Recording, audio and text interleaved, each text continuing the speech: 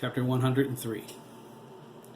The emergency room at Johnson Memorial Hospital was alive with activity the moment Jeremy and Craig were wheeled in on the stretcher. Dr. Henry Montclair, the physician on duty, ordered Larry to take them into the cubicle labeled Examination Room 1. He ordered the nurse to type Jeremy's blood stat. He was bleeding like a sieve through the temporary bandages. He ordered the patients from the waiting room to clear the area. Craig was in a panic.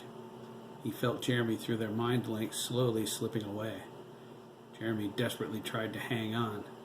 If he slipped into that comfortable darkness, he was terrified he might not come out again. He mentally cried out to Craig, his body going into grand mal seizures. He begged his friend not to leave him alone. Craig repeatedly swore that he wouldn't. Nurse Raymond closed the curtain and ordered Larry and Mike to get out. They made it to the flap, but stopped short of leaving. The nurse reached between the boys and tried to separate them. Mike watched, shocked, as both boys' faces contorted with outrage at the same time. They screamed, "No!" and punched her in the face. Her nose broke, oozing blood. She ran out of the room. Dr. Montclair called for orderlies. Mike came over with them. They wrenched the thrashing boys apart. "Craig! Craig!" Jeremy cried, struggling against the orderlies holding him down. "Let me go!" Craig wailed. He tried to bite the men holding him.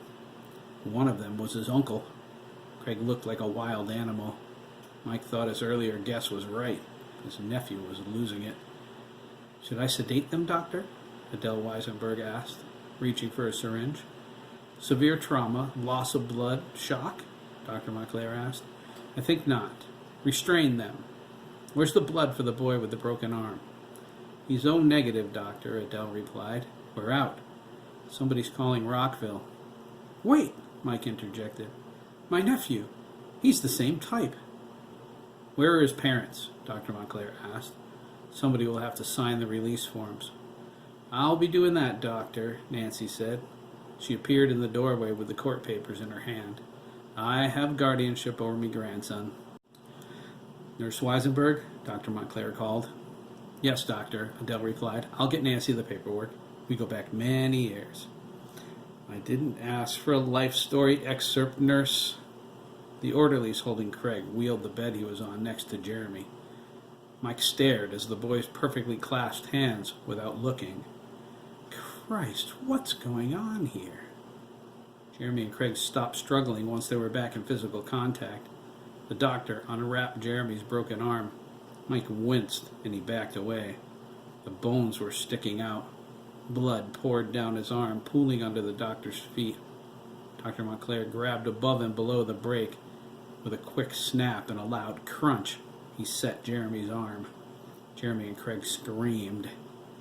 Two nurses, the orderlies, the doctor, Mike and Larry, watched in horror as they wailed at the top of their lungs and then fainted.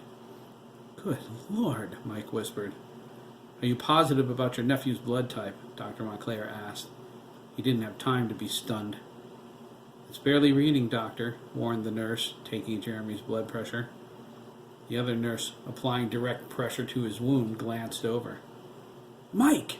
Larry cried. Mike jumped. "Yes," he replied, backing up. "It's O negative. They typed him at birth. It was my father's blood type too. That's how I remember." "Any history of illness?" the doctor asked. "HIV, hepatitis?" "None," Mike interrupted. "Craig's fit as a fiddle." "All right," Dr. Montclair said. "Type him and test him anyway, nurse. If he comes out okay, bleed him. I want them in the operating room, stat. As soon as he's stitched up, get him down to X-ray for a complete skull series."